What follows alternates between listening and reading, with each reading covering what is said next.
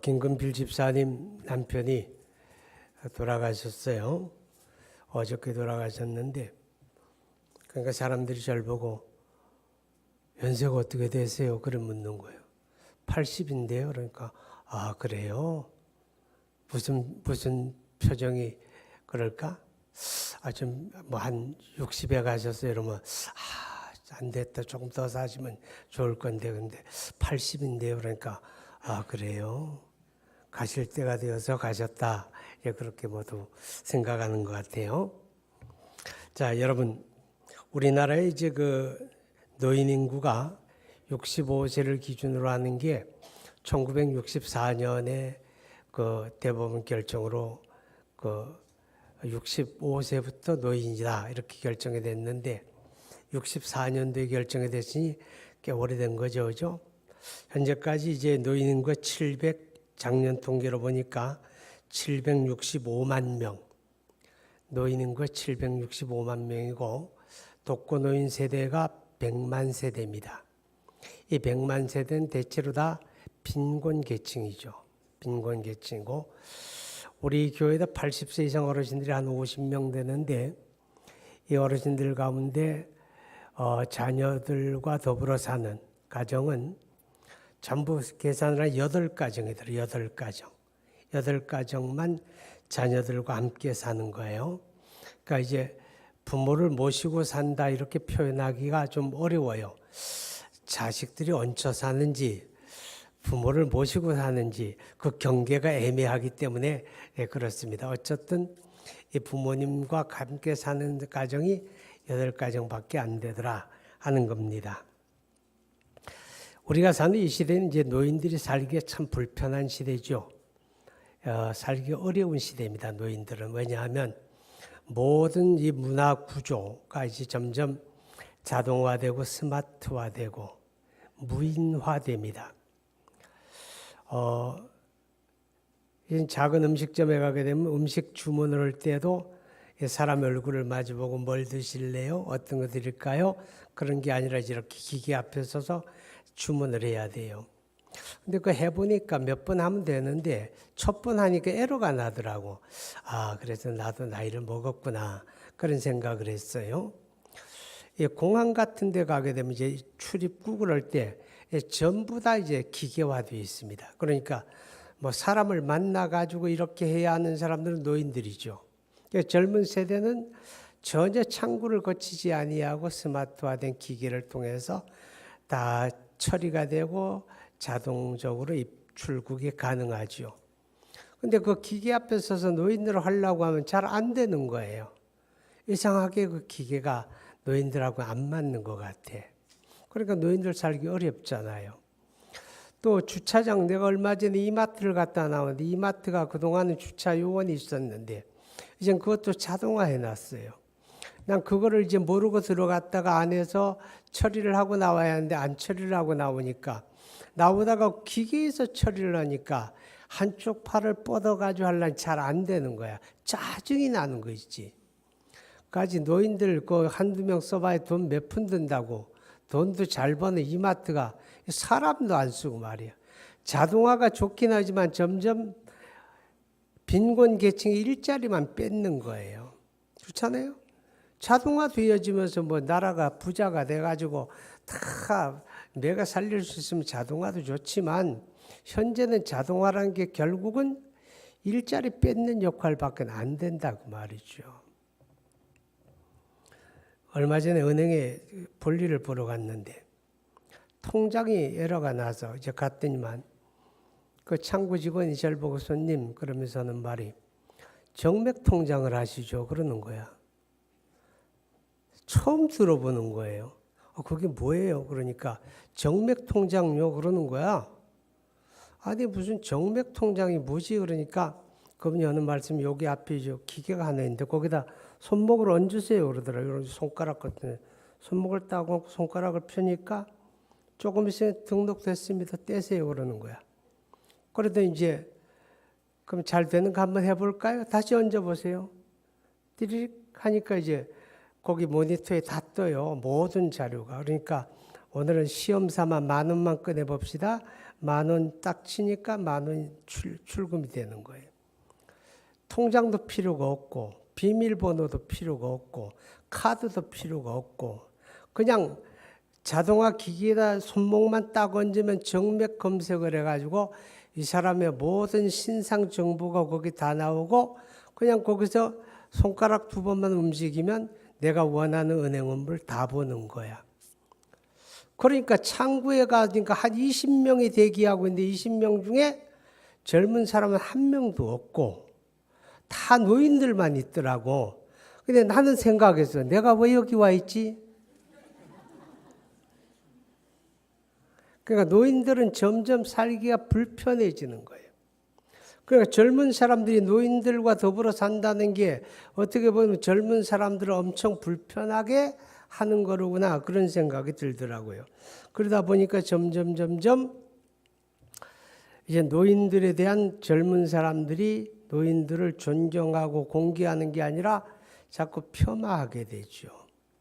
아주 오래된 노인들에 대한 이제 젊은 사람들 그 대명사가 하나 있죠. 꼰대라는 말. 은어예요, 은어. 좋은 말이 아니죠. 학교에서 학생들이 우리 꼰대 그럼 누구를 지칭합니까? 선생님을 지칭하지요. 그럼 자녀들이 우리 집에 꼰대 그러면 누구를 지칭합니까? 아버지 어머니를 지칭해서 꼰대 그래요. 꼰대라는 말의 의미가 뭔가 하고 내가 아침에 사전을 찾아보니까 은어인데 노인들이란 뜻이다. 늙은이라는 뜻이다. 그렇게 써 있더라고. 사전적으로. 그래서 또 꼰대짓 한다 그래요. 그게 무슨 말인가 하면 꼰대라는 말의 의미는 통하지 않는 사람들. 벽을 보고 이야기하는 게 낫지. 맨날 자기 주장만 옳다고 주장하고 젊은 사람들의 말에는 도통 귀를 기울이지도 않는 사람들. 그래서 통하지 않는 세대. 그 세대를 젊은 사람들이 꼰대. 그렇게 이야기한다는 거죠. 그러니까 연세가 들어가거든 자꾸 뭘 정답을 말하려고 하지 말고 자꾸 질문을 하려는 거예요. 그랬니? 왜 그랬을까? 그게 뭐야? 어떻게 하는 거야? 질문을 할지언정 야 그건 이런 거야 라고 답을 말하지 말아라. 답을 말하게 되면 그건 꼰대가 된다. 그런 이야기입니다. 그러니까 입을 열지 말고 귀를 열고 돌아가실 때까지 배우려는 자세를 가지면 주변에 젊은 사람들이 어울리지만 자꾸 뭘 가르치려고 하고 주장하려고 하면 왕따가 되어진다. 그런 이야기죠. 이 노인들을 폄하하는 용어 중에 하나는 뭐가 있는가 하면 우리 집에 노인이 있어요. 그럼 너네 집에 우환이 있구나. 그런다는 거죠. 노인들이 있다는 말을 집안에 우환이 있다. 그렇게 이야기한다고 그러네요. 또 어떤 사람들은 우리 집에 원시인이 있다. 이렇게도 이제 표현을 한대요. 누가? 여기 계신 여러분이 그러는 게 아니라 여러분의 자녀들이 더러는 그렇게 말한다 그 말이죠. 자, 그만큼 이제 노인들이 점점 살기가 어려워지는 시대다. 이제 그런 이야기를 할 수가 있는데, 그러니까 앞으로 이제 100세를 사는 시대에 100세 시대가 얼마나 재앙이 될까? 그런 생각을 할 수가 있겠죠. 그러나 이제 성경은 우리 시대의 풍조는 그럴지라도 성경이 가르치는 이 노인에 대한 가치, 부모님에 대한 가치는 어떤 것일까라고 하는 걸 한번 생각해 보기를 원합니다. 오늘 본문의 말씀을 보게 되면 자녀들아 주 안에서 너희 부모에게 순종하라 이것이 옳으니라 내 아버지 어머니를 공경하라 이것이 약속 있는 첫 계명이니 이로써 내가 잘되고 땅에서 장수하리라. 이게 무슨 말인가 하면 노인들은 좀 불편하지요. 그죠? 노인들이 있으면 좀 불편해요. 왜? 스스로 할 수 있는 게 많지 않으니까. 어떤 분들이 요새 가끔 저한테 물어요. 목사님, 이게 정답이 있는 건지는 모르겠는데 연세 높으신 어르신들 가운데 몸을 쓸 수가 없어서 요양시설에 모셨는데 이걸 내가 잘하는 건지 잘못하는 건지 참 때로는 마음이 찝찝하고 그런데 어떤 게 옳을까요? 이렇게 묻는 경우가 있습니다. 여러분 정답이 있는 건 아니에요. 그죠? 그런데 어르신들이 건강할 때는 뭐 문제가 안 돼요. 스스로 자기 몸을 움직일 수가 있고 자기 몸을 씻을 수가 있고 화장실 출입할 수 있고 밥 챙겨 드실 수 있으면 뭐 어르신들 뭐 굳이 뭐 모시고 산다 할 건 없겠죠. 그죠? 그런데 몸을 쓸 수 없어서 자기 몸을 스스로 컨트롤할 수 없는 그런 때가 되게 되고 혹은 치매가 걸려서 어떤 이성을 상실하는 그런 상태가 되어졌을 때 그런 어르신을 집안에 모시게 되면 젊은 사람 하나가 딱 붙어 있어야 하잖아요. 그죠? 그리고 또 몸을 쓰지 못하는 분들을 집안에서 모시면서 그를 부추기고 일으키고 눕히고 이렇게 모시고 다니고 하다 보면 젊은 사람도 오래 가지 못해서 몸이 다 망가져요. 자, 이런 경우를 대비해서 이 시대에 만들어진 게 요양시설이에요. 요양시설이 다 좋은 건 아니지만 그래도 요양시설이라고 하는 말은 노인들을 위한 전문화된 시설이다 그 말이죠. 어른들이 생활하기에 필요한 편리한 것을 만들어 놓은 전문 시설이죠. 그러니까 몸을 못 쓰시든가 치매가 걸려서 분별이 없어졌다라고 하면 요양시설에 모시는 거 어쩔 수 없는 선택입니다. 그건 서로 받아들여야 돼요. 자식들도 받아들여야 하고 노인들도 받아들여야 하고. 왜냐하면 그렇지 않으면 오히려 더 많은 갈등과 다툼을 일으키기 때문에 그렇다라고 하는 거죠.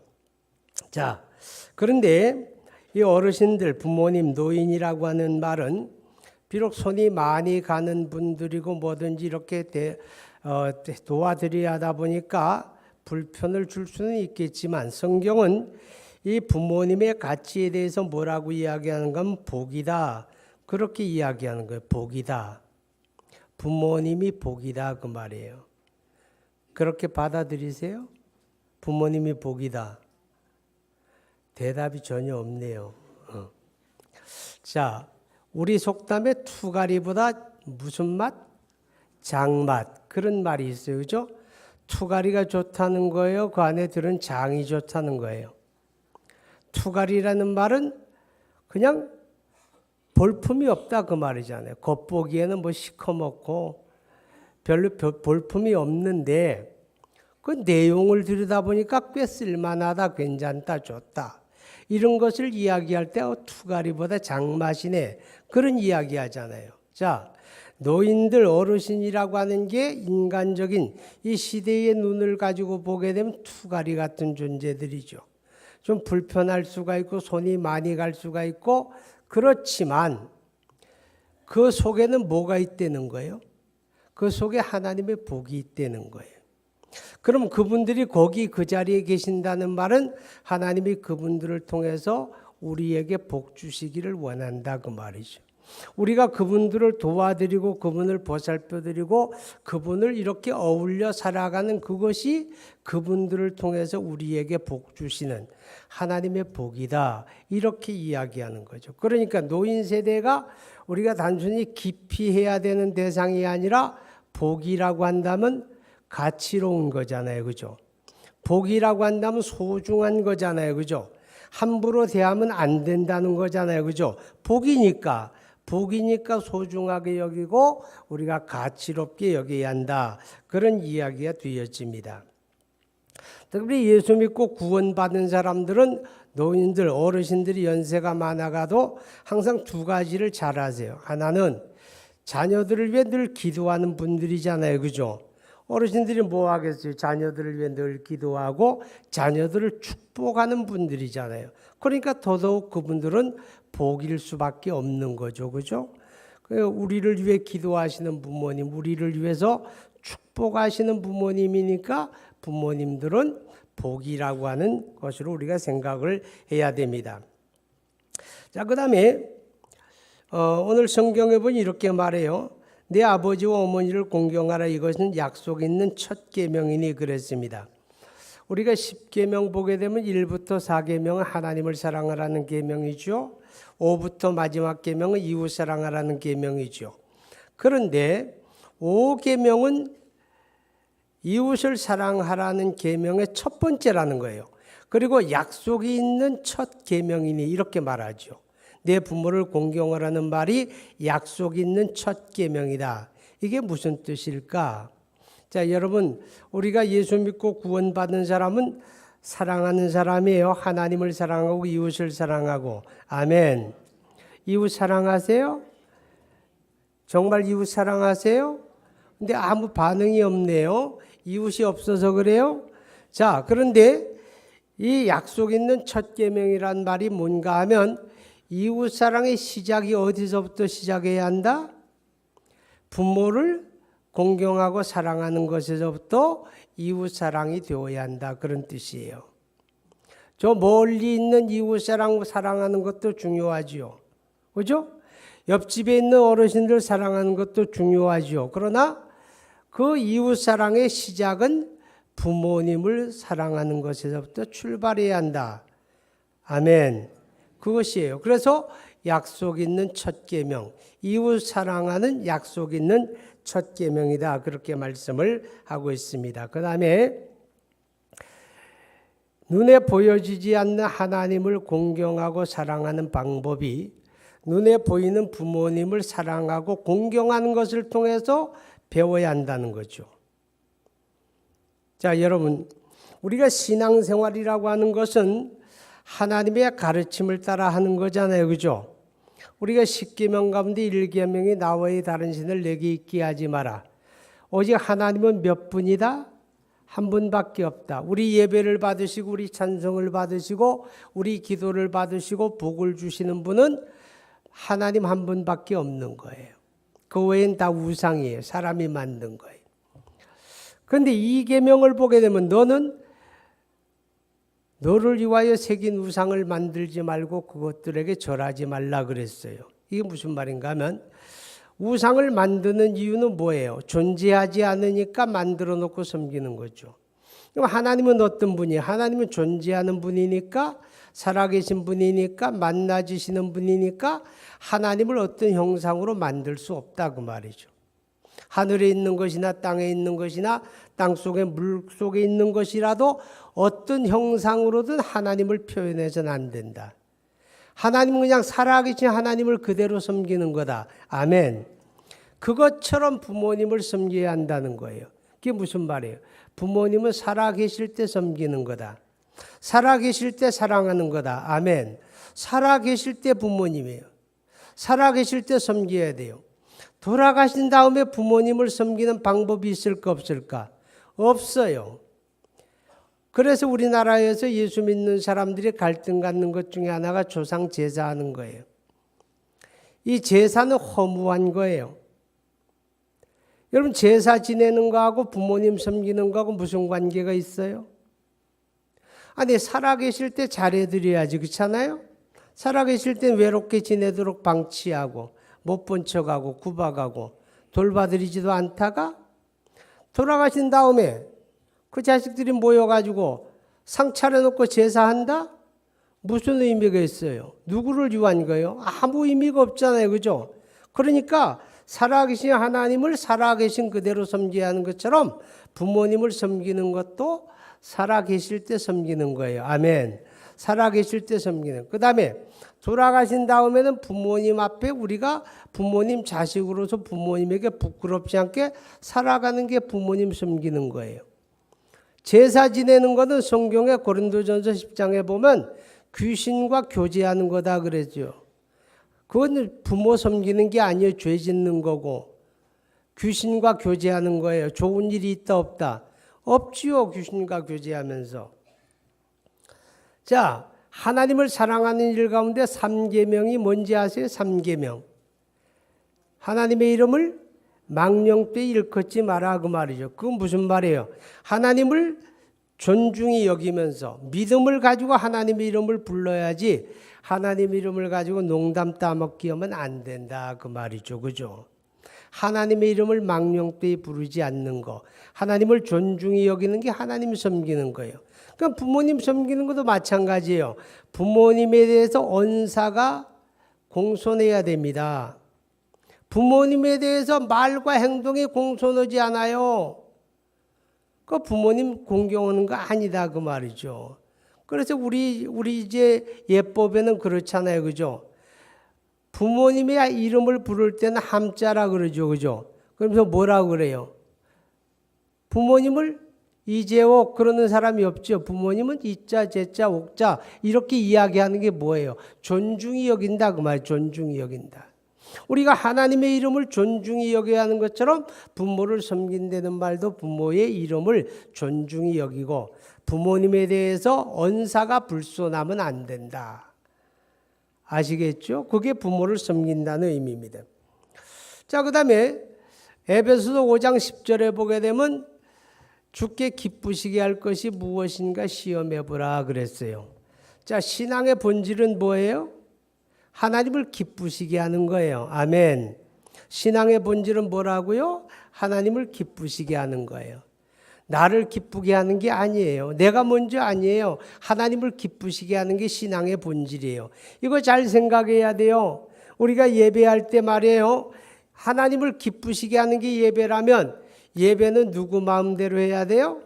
하나님 마음에 맞게 해야죠. 그죠? 그러면 예배를 통해서 하나님을 기쁘시게 하려면 하나님이 뭘 좋아하실까? 하나님이 뭘 원하실까? 이걸 먼저 생각해야 하잖아요. 그죠?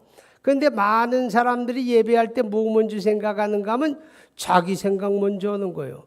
내가 좋아하는 찬송이 좋고 내가 원하는 방식의 기도가 좋고 내가 원하는 걸 자꾸 생각하는 거예요.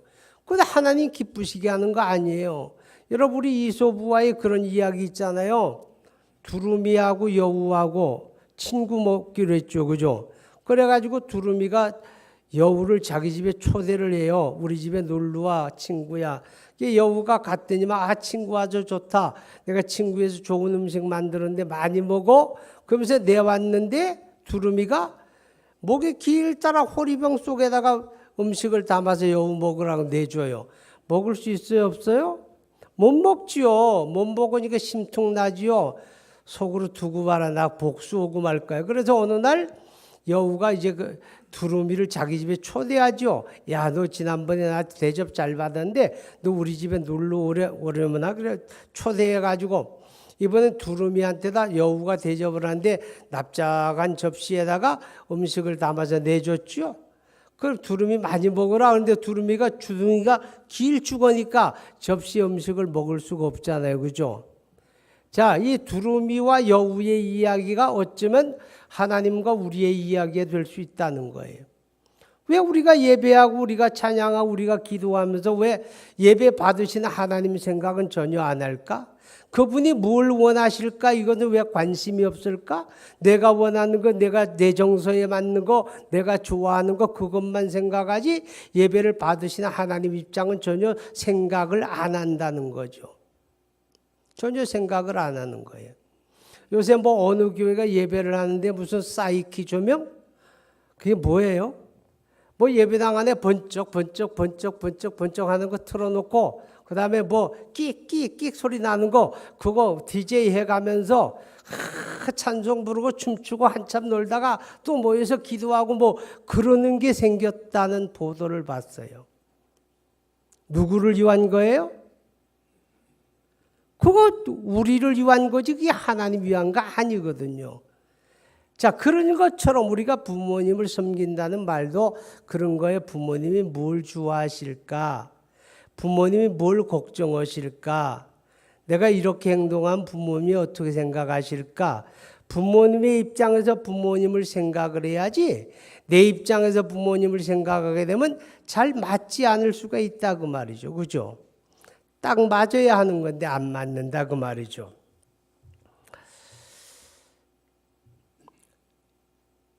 자, 그 다음에 이 부모님을 공경하라 그랬죠. 6장 2절에 보면 내 아버지 어머니를 공경하라 이것은 약속에 있는 첫 계명이니 우리가 신앙은 하나님을 공경하는 거예요. 잠언 3장 9절로 10절에 보게 되면 내 재물과 내 소산물의 처음 익은 열매로 여호와를 공경하라 그랬죠. 그죠? 그리하면 내 집들이 가족이 차고 새 포도즙이 넘치리라.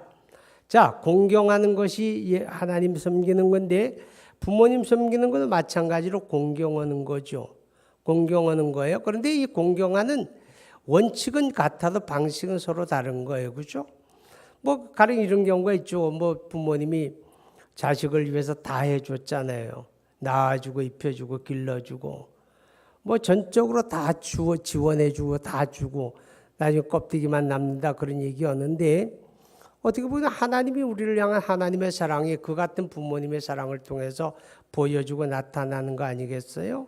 우리를 사랑하신 하나님이 우리를 위해서 그 아들 예수 그리스도까지 내주시고 그 안에서 우리를 사랑하신 하나님의 사랑, 그 사랑이 부모님을 통해서 우리에게 보여주고 표현되어지는 거예요. 그런데 이 부모님을 그러니까 하나님의 은혜를 입은 사람들이 하나님을 공경하고 사랑하는 거 마땅한 것처럼 자식도 부모를 공경하는 게 마땅하다 그런 뜻이죠. 그렇지만 이런 경우가 있죠. 요즘 젊은 사람들이 사는 방식이 참 복잡해요. 단순하지가 않아요. 옛날에 어른들은 흔히 그런 이야기하죠.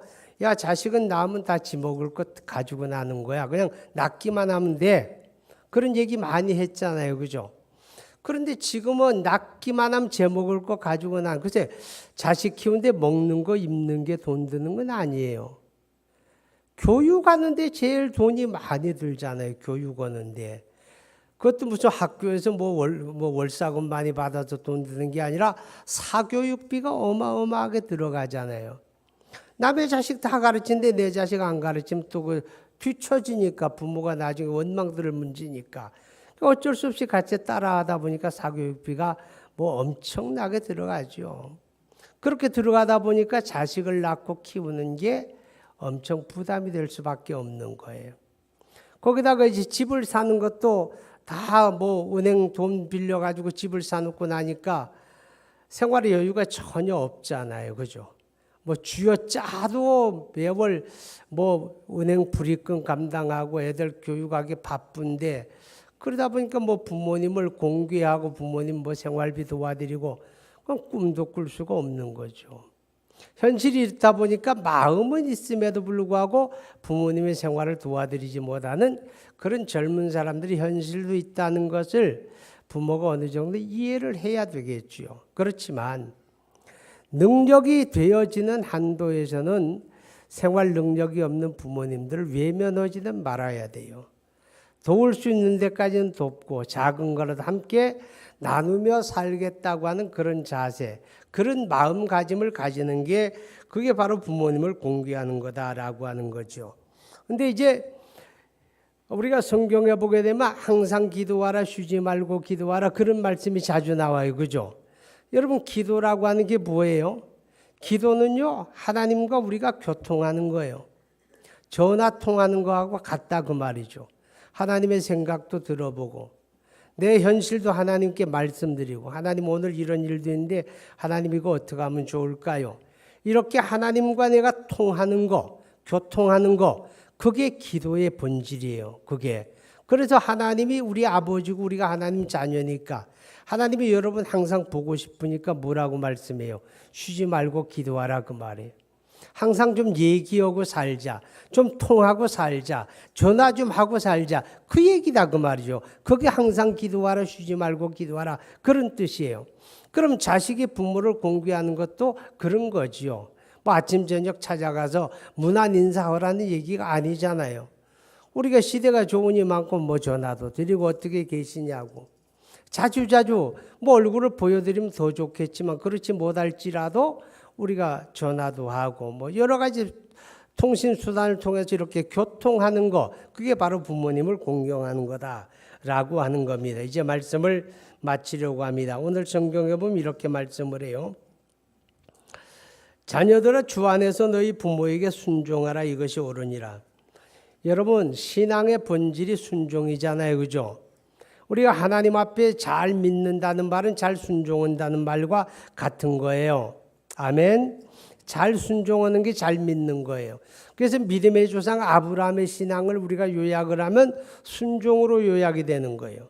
아브라함이 위대한 세 가지 순종이 있죠. 첫 번째 순종은 아브라함이 하나님이 내 본토 친척 아비의 집을 떠나 내가 내게 지시할 땅으로 가라 그랬어요. 성경에 보니까 히브리서 11장에 아브라함이 그때 갈 바를 알지 못하고 떠났다 그랬어요. 그게 무슨 말인가 하면 하나님이 너 이제 여기서 출발해서 어디로 가라 이렇게 말씀 안 하고 그냥 떠나라 그랬다는 거예요. 어디로 갈지도 모르면서 보따리 싸가 떠난 거예요. 예하고 떠났는데 떠나니까 하나님이 그 걸음을 인도하셨다, 그런 뜻이죠. 그게 첫 번째 순종이에요. 자, 두 번째 순종은 뭐예요? 아브라함이. 어느 날 하나님이 그래요. 아브라함아, 네 아들 이스마엘을 내보내라 그러잖아요. 내보내라. 왜냐하면 아브라함에게 아들이 둘이 생겼어요. 먼저 생긴 아들이 이스마엘인데 이스마엘은 집안의 종을 통해서 태어난 아들이에요. 근데 하나님이 이스마엘을 받아들이질 않는 거죠.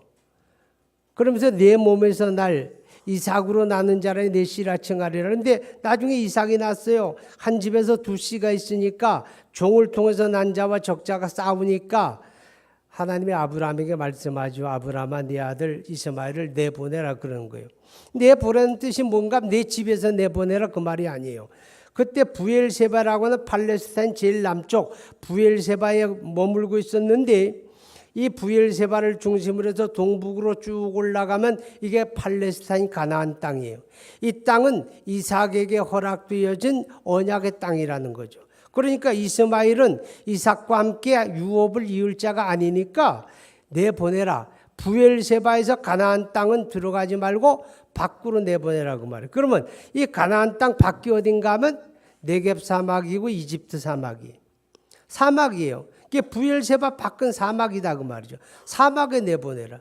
살 수 없는 데잖아요.